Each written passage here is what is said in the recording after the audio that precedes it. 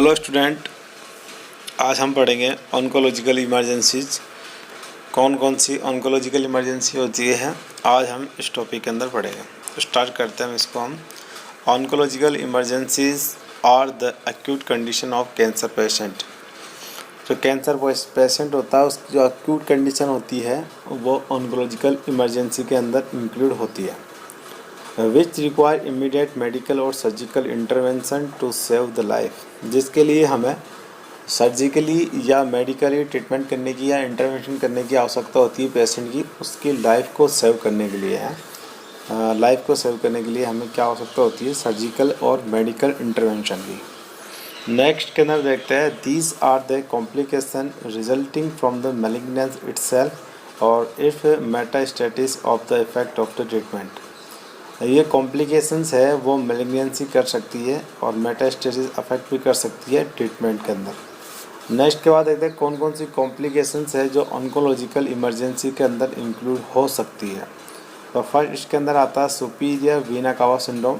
हमारी बॉडी में हार्ट के अंदर इन्फीरियर सुपीरियर वीना कावा होता है, वहाँ पर अगर किसी प्रकार की कॉम्प्लिकेशन हो रही है, ब्लड सप्लाई में इंटरप्शन हो रहा है, तो वो इमरजेंसी है या इस प्रकार की जो डिजीज़ होती है वो हम इमरजेंसी यानी ऑन्कोलॉजिकल इमरजेंसी के अंदर इसको हम इंक्लूड कर सकते हैं। एक होती है हमारी स्पाइनल कॉर्ड कंप्रेशन। अगर हमारी स्पाइनल कॉर्ड के अंदर नर्व के अंदर कंप्रेशन हो रहा है और बॉडी के अंदर नर्व सप्लाई के अंदर दिक्कत आ रही है, लोअर एक्सट्रीमिटीज़, अपर एक्सट्रीमिटीज़, लोअर एक्सट्रीमिटीज़ के अंदर स्पेशली, तो हम इसको हम इमरजेंसी के अंदर इंक्लूड कर सकते हैं ऑन्कोलॉजिकल इमरजेंसी। क्योंकि जो कॉर्ड कंप्रेस होती है किसी प्रकार के वहाँ पर ट्यूमर है, लीजन्स है, जिसके कारण कॉर्ड की नर्व कंप्रेस हो रही है और लोअर एक्सट्रीमिटीज़ के अंदर नर्व सप्लाई का इंटरप्ट हो चुकी है, जिसके कारण वहाँ पर पेशेंट को पैरालिसिस भी हो सकता है। अब पैरालिसिस बॉडी के अंदर हो सकता है, हाफ पैरालिसिस हो सकता है और दोनों पार्ट का पैरालिसिस हो सकता है, तीनों लिम्ब का हो सकता है और फोर्थ लिम्ब का पैरालिसिस होता है। यानी हेमीप्लेजिया, पैराप्लेजिया, क्वार्टरप्लेजिया और ट्राइजीप्लेजिया, तीनों प्रकार के प्लेजिया पेशेंट में हो सकता है। नेक्स्ट के बात करते हैं इमरजेंसी की हम। तो नेक्स्ट इमरजेंसी आती है स्पाइनल कॉर्ड के बाद पेरिकार्डियल इफ्यूजन। पेरिकार्डियल फ्लूइड जो पर हो, हमारी जो पेरिकार्डियम लेयर होती है उसके अंदर विस्लर पुरला और पेरिफेरल होता है। इसके अंदर जो दो प्रकार की प्लूरल कैविटी वहाँ पर होती है। एक स्पेस होता है वहाँ पर पेरिकार्डियम लेयर के अंदर, वहाँ पर एक फ्लूइड होता है, सरफेक्टेंट उसको बोलते हैं। वो फ्लूइड भरा होता है 20 to 30 ml। अगर उस फ्लूइड का इन्फ्यूजन बढ़ जाता है तो वो पेरिकार्डियल इन्फ्यूजन को इंडिकेट करता है, पेरिकार्डियल इन्फ्यूजन कहलाता है, जिसके अंदर फ्लूइड का एक्युमुलेशन पेरिकार्डियल जो स्पेस है वहाँ पर हो जाता है। तो ऐसी प्रकार की जो इमरजेंसीज होती है उसको हम ऑन्कोलॉजिकल इमरजेंसी के अंदर इंक्लूड कर सकते हैं। नेक्स्ट इसके बाद करते हैं हम नेक्स्ट के बाद बात करते हैं हम डिसमिनेटेड इंट्रावेस्कुलर कोगुलेशन, यानी जो DIC होता है, जिसके अंदर क्या होता है, जो हमारी ब्लड वेसल्स होती है उनके अंदर ब्लड क्लॉट हो जाता है, जिसके कारण वहाँ की ब्लड सप्लाई इंटरप्ट हो जाती है, जिसके कारण हमारी गैंग्रीन की फॉर्मेशन भी हो सकती है और इसको हम इमरजेंसी में इंक्लूड कर सकते हैं ऑन्कोलॉजिकल। नेक्स्ट के बाद बात करते हैं हाइपर कैल्शियमिया। बॉडी के अंदर कैल्शियम का अगर लेवल बढ़ रहा है तो इस कंडीशन को हम बोलते हैं हाइपर कैल्शियमिया। और हाइपर कैल्शियमिया बॉडी के अंदर अलग अलग डिजीज कंडीशन के अंदर हो सकता है।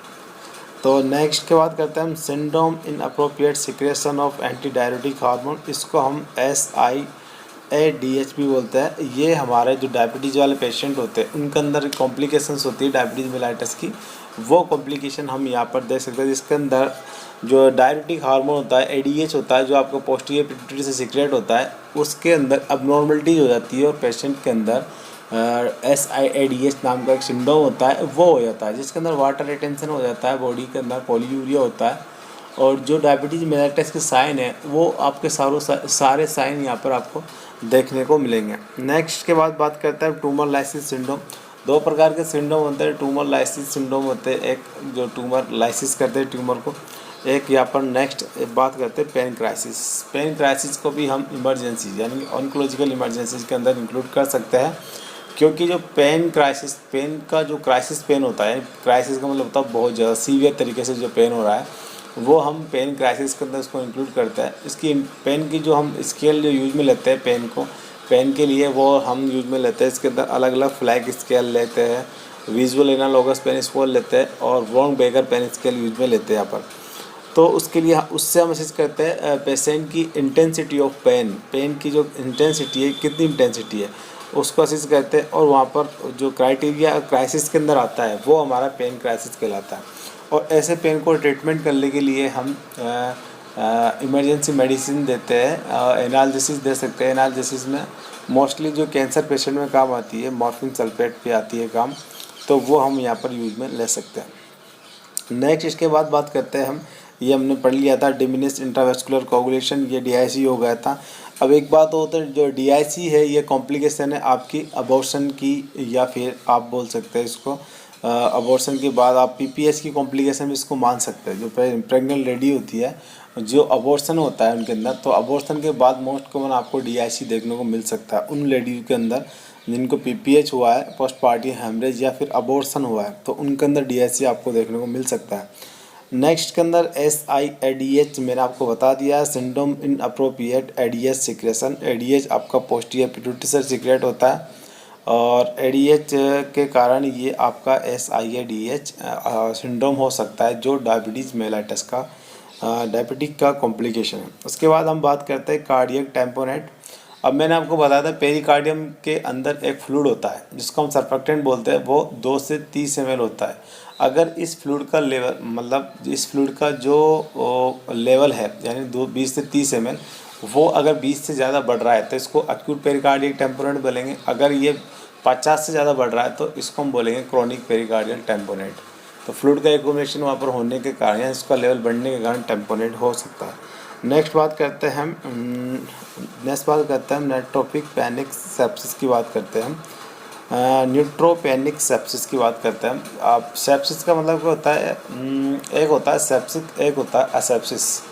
सेप्सिस का मतलब होता है इनविजन growth of bacteria in blood के अंदर अगर आपको बैक्टीरिया की ग्रोथ हो रही है तो वो कहलाता है सेप्सिस। एक तरीके से इसको हम सेप्सिस को हम बोल सकते हैं पॉइजन की तरह बोल सकते हैं, पॉइजन ब्लड बोल सकते हैं इसको हम सेप्सिस, इसके अंदर बैक्टीरिया की ग्रोथ हो जाती है। एसेप्सिस में होता है यानी फ्री फ्रॉम माइक्रो ऑर्गेनिज्म, जो ब्लड माइक्रो ऑर्गेनिज्म से फ्री रहता है या बॉडी जो माइक्रो ऑर्गेनिज्म से फ्री होती है वो एसेप्सिस के अंदर आती है।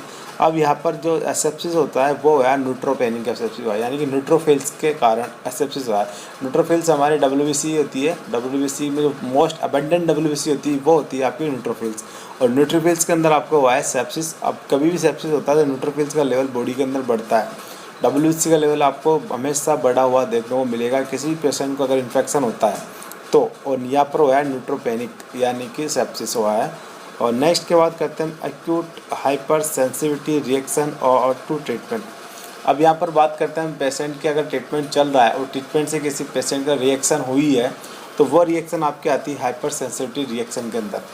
इसमें पेशेंट का हार्ट रेट बढ़ जाती है, पेशेंट को फ्लूसिंग हो जाती है, रैसेज हो जाते हैं, पेशेंट इरिटेबल हो जाता है, वहाँ पर पेशेंट के हाइपरटेंशन हो सकता है पेशेंट को, और वहाँ पर पेशेंट को शॉक में भी पेशेंट जा सकता है। तो ये इन्फ्यूजन पे ये रिएक्शन जो होती है ट्रीटमेंट के कारण, या ट्रीटमेंट किसी पेशेंट की मेडिसिन चल रही है और मेडिसिन से उसको टॉलरेट नहीं कर पा रहा है और वो एलर्जी रिएक्शन कोज कर देती है तो वो हाइपर सेंसिटिविटी के अंदर आती है। नेक्स्ट के बाद करते हैं मैलिग्नेंट प्लूरल इफ्यूजन। अब मैलिग्नेंट प्लूरल इफ्यूजन की बात करते हैं तो उसके अंदर जो इफ्यूजन का फ्लूइड होता है वो बहुत ज़्यादा होता है, तो उसको हम बोलते हैं malignant pleural effusion. Next important चीज़ की हम बात करते हैं, नेक्स्ट जो कॉमनली एग्जाम में आती है मेमोग्राफी। मेमोग्राफी क्यों करते हैं हम, नेक्स्ट जो मोस्ट कॉमन होता है मेमोग्राफी, ये हम करते क्यों है, मेमोग्राफी करते हैं हम तो डिटेक्ट ब्रेस्ट कैंसर का पता लगाने के लिए हम मेमोग्राफी करते हैं। एक इसका जो अर्ली मैनिफेस्टेशन होता है मेमोग्राफी की उसका ब्रेस्ट कैंसर का, वो आपका होता है ब्रेस्ट सेल्फ एग्जामिनेशन। लेडी खुद ब्रेस्ट सेल्फ एग्जामिनेशन करती है, वो अर्ली मैनिफेस्टेशन होता है। जो मोस्ट कॉमन ब्रेस्ट कैंसर जो होता है वो आपको नॉन प्रेग्नेंट लेडीज़ के अंदर ज़्यादा देखने को मिल सकता है compare to pregnant lady, hormonal imbalance के कारण। अब इसमें बात करते हैं हम मेमोग्राफी के अंदर। Mammography is a breast imaging technique that is detect non palpable lesion and assist in diagnosis palpable masses. ठीक है, तो इसमें देखते हैं मेमोग्राफी क्या होती है। मेमोग्राफी के अंदर हम ब्रेस्ट की इमेज लेते हैं, एक ब्रेस्ट की इमेज लेने वाली टेक्निक होती है किसकी टेक्निक, इसमें जो नॉन पाल्पेबल मास होता है बॉडी के अंदर, जो ब्रेस्ट के अंदर नॉन पाल्पेबल, इसको हम पाल्पेट नहीं कर सकते। आपने टेक्निक पढ़ी होगी फिजिकल एग्जामिनेशन की, तो वहाँ पर पाल्पेशन, एक्सेप्शन, एक्सकल्टेशन आता है, इंस्पेक्शन आता है। तो वहाँ पर ये टेक्निक हम इंस्पेक्शन वाले के बाद हम जो पाल्पेट वाली टेक्निक यूज में ले रहे हैं फिजिकल एग्जामिनेशन, तो जो नॉन पाल्पेट है जिसको हम पाल्पेट नहीं कर सकते, तो उसको डिटेक्ट करने के लिए हम कर रहे हैं यहाँ पर ब्रेस्ट के लिए मैमोग्राफी, या उसको एक्सरे एक डिवाइस की तरह हम यूज में ले सकते हैं। तो लीजन्स का इससे हम पता लगाने के लिए हम मैमोग्राफी पेशेंट के अंदर कर लें। नेक्स्ट के बाद देखते हैं procedure can be perform in X-ray department और इन डिपार्टमेंट इमेजिंग सेंटर। जो यहाँ पर एक्सरे करते हैं वो हम एक्सरे डिपार्टमेंट के अंदर करते हैं, या फिर इंडिपेंडेंट इमेजिंग सेंटर भी होता है जहाँ पर इमेज खींची जाती है एक्सरे द्वारा, एमआरआई वगैरह, तो वहाँ पर भी जाके हम मेमोग्राफी कर सकते हैं। तो आज का टॉपिक हमारा यहाँ तक था, मेमोग्राफी तक, और नेक्स्ट हम कल मेमोग्राफी से ही फर्दर आगे पढ़ना स्टार्ट करेंगे। और मेमोग्राफी के जस्ट बाद आपका आएगा ब्रेस्ट कैंसर, जो काफ़ी इंपॉर्टेंट है, एग्ज़ाम में काफ़ी बार पूछा जा चुका है। नेक्स्ट के बाद हम पढ़ेंगे breast cancer. Thank you very much.